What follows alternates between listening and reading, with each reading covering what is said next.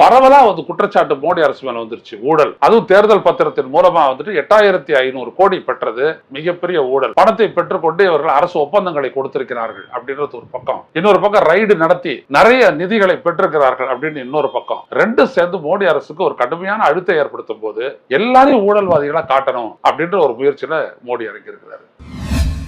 அரவிந்த் கெஜ்ரிவாலை வெளியில விட்டோம் அப்படின்னோம்னா அவர் பாஜகவுக்கு எதிராக வலிமையான ஒரு பிரச்சாரத்தை தொடங்குகிறாரு, செய்யறாரு அப்படின்றதுக்காகத்தான் அவரை இந்த கேஸ்ல இம்ப்ளிகேட் பண்ணி இவரை தூக்கி உள்ள வச்சுட்டாங்க. உள்ள வச்சுட்டு அவர் ஜாமீனுக்காக அவர் போராடிட்டு இருக்கும் போது அதற்கான ஒரு சேனலா மூடிக்கிட்டே வராங்க. அடிப்படை ஆதாரம் என்பது கெஜ்ரிவாலுக்கு எதிராக இந்த மதுபான கொள்கை முடிவு விடயத்தில் ஏதும் இதுவரை கொடுக்கப்படவில்லை. பிரச்சனையான உடனே என்ன பண்றது, அவங்க சைலண்ட் ஆயிடுறாங்க.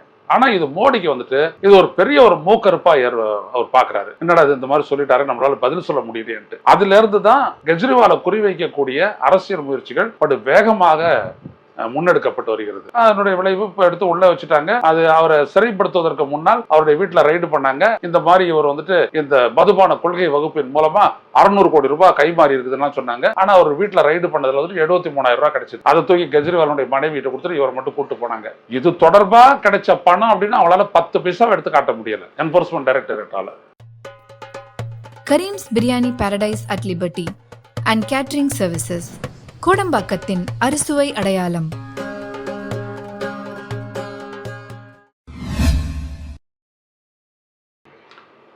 வணக்கம் தொடர்களே, ரோஸ்டர் செய்திகளின் வாயிலாக இன்று மீண்டும் உங்களை சந்திப்பதில் பெரும் மகிழ்ச்சி அடைகின்றேன். சற்றும் எதிர்பாராத அளவிற்கு சில நகர்வுகள் தலைநகர் டெல்லியில் நடைபெறுகின்றன. அரவிந்த் கெஜ்ரிவால் தலைமையிலான ஆம் ஆத்மி அரசை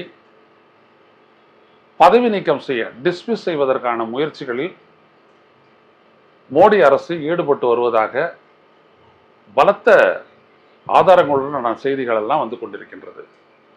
இன்றைக்குள் முடிந்துவிடும் அப்படின்ட்டு. அதுக்கேற்ற போல மோடியினுடைய இந்திய ஒன்றிய அரசினுடைய அந்த அமைச்சரவை இன்று காலை கூடியிருக்கிறது.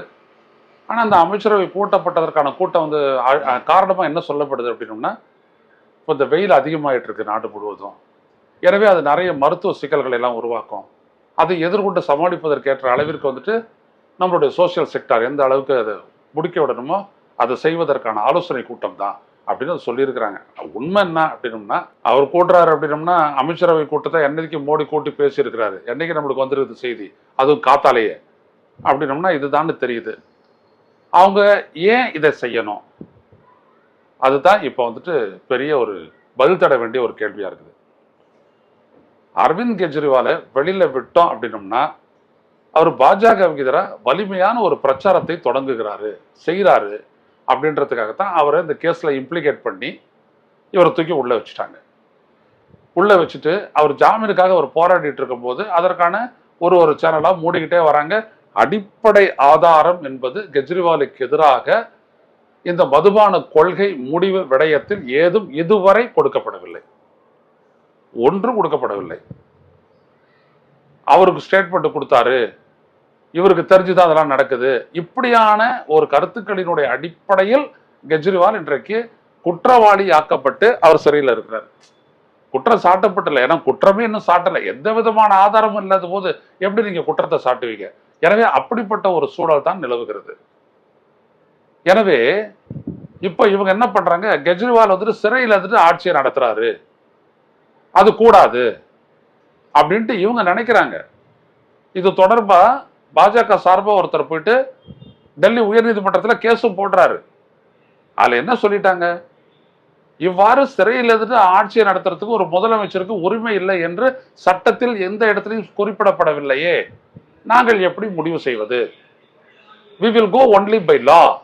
அந்த 2 நீதிபதிகள் அடங்கிய அமர்வு சொல்லிட்டாங்க, நாங்கள் சட்டத்தின் வழியில் தான் செல்ல முடியும், அதன் அடிப்படையில் தான் தீர்ப்பை வழங்க முடியும், எங்களுக்கு அரசியலாக பார்க்க தெரியாது, சட்டத்தின் பார்வை கொண்டு தான் பார்ப்போம், எனவே இதில் எந்த விதமான உத்தரவும் பிறப்பிக்க முடியாதுன்னு சொல்லிட்டு அவங்க முடிச்சிட்டாங்க. எனவே இவங்க அடுத்த கட்டத்துக்கு வராங்க.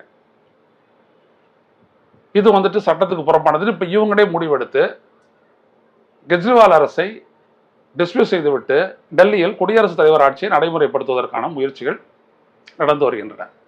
இதைதான் அத்திஷி சொல்றாங்க. ஆம் ஆத்மி அமைச்சரவையில் இருக்கக்கூடிய அந்த பெண் அமைச்சர் சொல்றாங்க, இந்த மாதிரியான ஒரு முயற்சி நடந்துட்டு வருது, ரொம்ப தீவிரமா இருக்குன்ட்டு. உண்மை. இதை விட மோடிக்கு ஏன் இந்த அளவிற்கான ஒரு பகை உணர்ச்சி கெஜ்ரிவால் மேல அப்படி நம்ம பார்த்தோம்னா அது உங்க எல்லாருக்கும் தெரிஞ்சதுதான். அதானியினுடைய பங்குகள்ல வந்துட்டு திடீர்னு ஒரு 20,000 கோடி வெளிநாட்டில் இருக்கக்கூடிய ஷெல் கம்பெனிகளின் வாயிலாக முதலீடு செய்யப்பட்டது. அது யாருடைய பணம்? அதை இந்த அரசு கண்டுபிடிச்சு இந்த அவைக்கு சொல்லணும்ட்டு ராகுல் காந்தி வந்துட்டு நாடாளுமன்றத்தில் பேசும்போது சொல்றாரு. அதை வந்துட்டு அவருடைய அந்த அந்த அந்த குற்றச்சாட்டை அவை குறிப்பிடுறது நீக்கிடுறது மோடி அரசு நீக்கிடுறாங்க, சபாநாயகர் நீக்கிறாரு. ஆனா வெளியில இருந்து கெஜ்ரிவால் என்ன சொல்றாரு, அந்த பணம் யாருடைய பணம்னு கண்டுபிடிக்க வேணாம், அது மோடியினுடைய பணம் தான்றாரு. இது வெளிநாட்டுக்கு இங்க இருந்து ஊழல் பண்ணி வெளிநாட்டுக்கு கொண்டு போகப்பட்டு அங்கிருந்து செல் கம்பெனிகள் மூலமா இங்க வந்துட்டு போடப்படுகிறது. இது மணி லாண்டரிங். எனவே இது மோடியினுடைய பணம் தான் சொல்றாரு.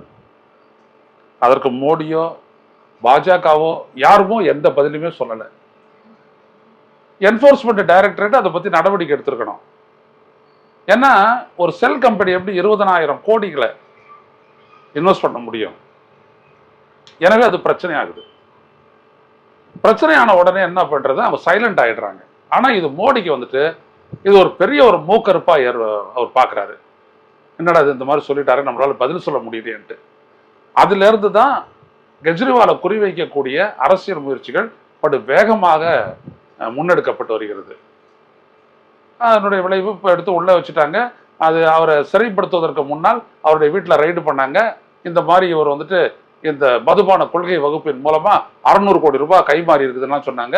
ஆனா அவர் வீட்டில் ரைடு பண்ணதுல வந்துட்டு 73,000 ரூபாய் கிடைச்சது.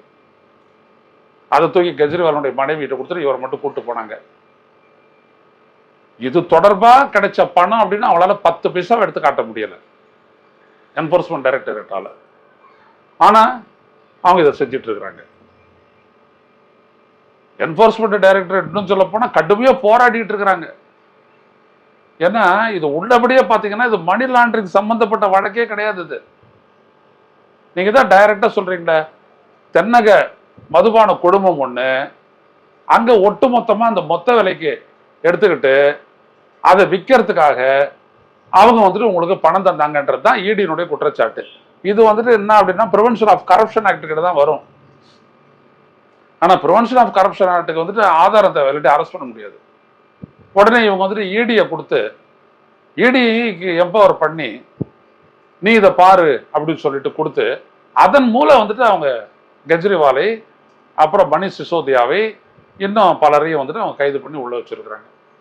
இதில் கைது செய்யப்பட்ட அரசியல் சாராத மற்ற நபர்களிடமிருந்து பெறப்பட்ட வாக்குமூலத்தின் அடிப்படையில தான் கெஜ்ரிவாலை இம்ப்ளிகேட் பண்ணி இந்த கேஸ்ல உள்ள வைக்கிறாங்க. எனவே உள்ளபடியே அடிப்படை ஆதாரமற்ற ஒரு வழக்கில் ஒரு முதலமைச்சர் கைது செய்யப்பட்டு சிறைப்படுத்தப்பட்டிருக்கிறார். இப்பொழுது அடுத்த கட்டமா அவருடைய அரசையும் டிஸ்மிஸ் பண்ண நினைக்கிறாங்க. காரணம் என்ன? பரவலா வந்து குற்றச்சாட்டு மோடி அரசு மேல வந்துருச்சு. ஊழல், அதுவும் தேர்தல் பத்திரத்தின் மூலமா வந்துட்டு 8,500 கோடி பெற்றது மிகப்பெரிய ஊழல். பணத்தை பெற்றுக்கொண்டு இவர்கள் அரசு ஒப்பந்தங்களை கொடுத்திருக்கிறார்கள் அப்படின்றது ஒரு பக்கம். இன்னொரு பக்கம் ரைடு நடத்தி நிறைய நிதிகளை பெற்றிருக்கிறார்கள் அப்படின்னு இன்னொரு பக்கம். ரெண்டும் சேர்ந்து மோடி அரசுக்கு ஒரு கடுமையான அழுத்தத்தை ஏற்படுத்தும் போது எல்லாரையும் ஊழல்வாதிகளா காட்டணும் அப்படின்ற ஒரு முயற்சியில மோடி இறங்கி இருக்கிறாரு. எனவே கெஜ்ரிவாலை கரைப்படுத்தணுன்றதுக்காக அவங்க துடிக்கிறாங்க. சோ இந்த நிலையில போயிட்டு தான் இப்ப டிஸ்மிஸ் பண்ற அளவுக்கு வந்திருக்கிறாங்க. ஒரு மாநில அரசை நீங்க பதவி நீக்க செய்யணும்னா இந்திய அரசமைப்பு சட்டப்பிரிவு 355 படி சட்டம் ஒழுங்கு சீர்குலைவு ஏற்பட்டு அந்த மாநிலத்தில் அரசமைப்பு ரீதியான ஆட்சி அதிகாரம் செயல்படவில்லை அப்படின்னு கன்ஃபார்ம்டா வரணும். அந்த ரிப்போர்ட் வந்துட்டு அங்க இருக்கக்கூடிய லெப்டினன்ட் கவர்னர் மூலமா இந்திய ஒன்றிய அரசனுடைய உள்துறை அமைச்சகத்துக்கு வரணும். அப்படி ஒரு ரிப்போர்ட் இல்லை. காரணம் என்னன்னா சட்டம் ஒழுங்கு வந்துட்டு அங்க டெல்லி அங்க இருக்கக்கூடிய உள்துறை அமைச்சகத்துக்கிட்ட தான் இருக்குது. டெல்லி அரசு கிட்ட சட்டம் ஒழுங்கு கிடையாது, போலீஸ் அமைப்புடைய கட்டுப்பாட்டில் கிடையாது. ஸோ சொல்ல முடியாது.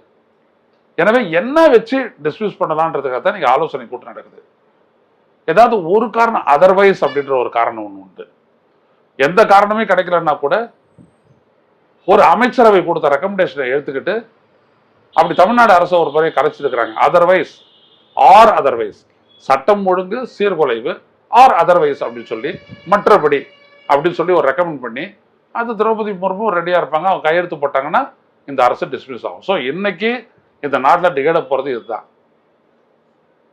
ஒரு அரசமைப்பு படுகொலைன்னு கூட சொல்லலாம். தேர்ந்தெடுக்கப்பட்ட ஒரு அரசு, அந்த அரசுக்கு எதிரான ஆதாரபூர்வமான எந்த விதமான குற்றச்சாட்டு இல்லாத நிலையில் அந்த முதல்வரை கைது செய்து, அந்த அமைச்சரவை சகாக்கள் மேலும் 2 பேரை கைது செய்து சிறைப்படுத்திவிட்டு அவர்கள் சிறையிலிருந்து நிர்வாகத்தை நடத்துகிறார்கள் என்று சொல்லி இந்த அரசை டிஸ்மிஸ் பண்றதுக்கான ஒரு நகர்வுகள் நடந்து கொண்டிருக்கிறது. இது மிகப்பெரிய ஆபத்தாக முடியும். எப்படின்னா, நாளைக்கு இந்த அரசு தோத்து போய் மோடி அரசு போயிடுது.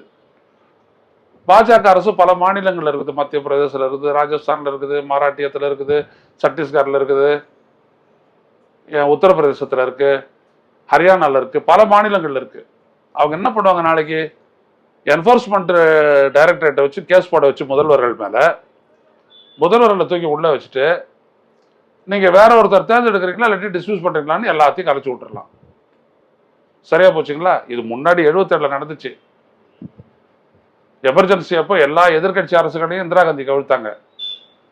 அவங்களுடைய அரசு தோற்கடிக்கப்பட்டவுடன் அடுத்து வந்த ஜனதா அரசு எல்லா காங்கிரஸ் அரசுகளையும் கலைத்தது. அந்த மாதிரிதான் ஆகும். அப்போ நாடு பாருங்க, ஒரு ஜனநாயகமற்ற ஒரு பாதையில வந்துட்டு ரொம்ப தீவிரமா சறுக்கி செல்லக்கூடிய ஒரு ஆபத்து இருக்கிறது. எனவே தங்களுடைய வசதிக்காக, அரசியல் லாபத்திற்காக கெஜ்ரிவால் அரசை பதவி நீக்கம் செய்து அங்கே குடியரசுத் தலைவர் ஆட்சியை நிறைவுபடுத்த மோடி அரசு துடிக்கிறது. இது மிக மிக ஆபத்தானது ஜனநாயகத்திற்கு. இதை சொல்வதற்காகத்தான் இன்றைக்கு நாம் சந்தித்தோம். தோழர்களே, இந்த காணொளி காட்சி உங்களுக்கு ஏற்புடையதாக இருந்தால் பரவலாக பகிருங்கள். இப்படிப்பட்ட ஒரு நிலை எதிர்காலத்தில் ஏற்படக்கூடாது என்றால் அந்த ஹேஷ்டேக் கவுண்ட் 100% விவிபேட் ஸ்லிப்ஸ் என்கின்ற அதை பிரபலப்படுத்துங்கள். இந்த வீடியோவை பரவலாக பகிருங்கள். மீண்டும் சந்திப்போம். நன்றி, வணக்கம். ஊடகம் கார்ப்பரேட் அரசியல்வாதிகளின் கைப்பாவையாக, அடிமைகளாக இருந்தது போதும். இனி சாட்டை எடுத்து சுழற்றும் நேரம் வந்துவிட்டது. ஊடகம் பொதுமக்களாகிய உங்களுக்காக, உங்களாலேயே இயக்கப்பட வேண்டும். ஊடக சுதந்திரத்திற்காக உங்களின் பங்களிப்பை இன்றே அளித்திடுங்கள்.